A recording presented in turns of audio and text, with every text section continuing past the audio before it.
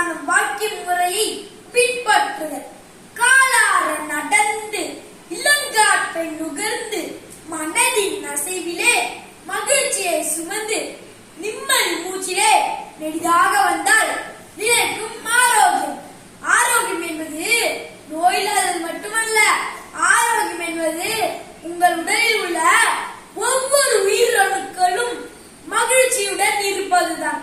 நல்ல ஆரோக்கியம் என்பது ஒரு நபர் தனது வாழ்க்கையில் வைத்திருக்கக்கூடிய மிக மதிப்புமிக்க சொத்து.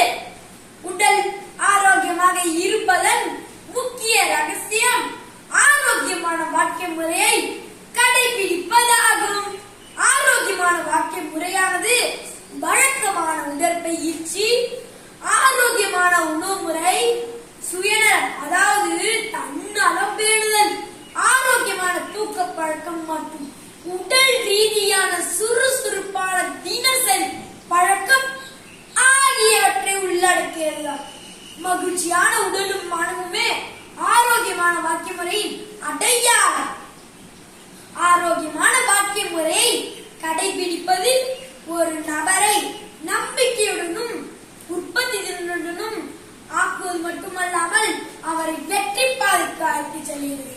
ஆரோக்கியமான வாழ்க்கை முறையை கொண்ட ஒரு நபர் தனிப்பட்ட மற்றும் சமூக வாழ்க்கையை மகிழ்ச்சியாக அனுபவிப்பார். அளவான உறக்கம், பலமான வாழ்வு. பசியோடு வந்து பசியோடு அன்றே கொள்வது காட்டுப்புலி, நின்று கொள்வது வீட்டுப்புலி. உழைக்காத உடம்பு உளுத்து போன உலகை. இயல்பான வாழ்வுக்கு இயற்கை உணவு. இந்த புதுமொழிகள் எல்லாம் என் பாட்டி சொன்ன பழமொழிகள் தான். மருந்தன வேண்டாவாம் யாக்கைக்கு, அருந்தியது அற்றது போற்றி உணி.